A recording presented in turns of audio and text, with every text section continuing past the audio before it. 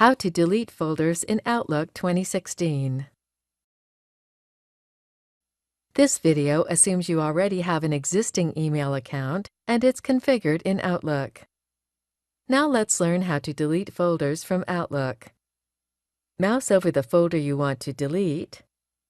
Then right-click the folder and click Delete Folder. Note that if there were any messages within the folder, they will be deleted with the folder.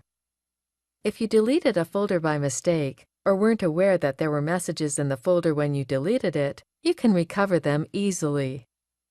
Deleting folders and their contents only moves them to the trash folder. You can just as easily move them from the trash to your inbox. This is the end of the tutorial. You now know how to delete folders in Outlook.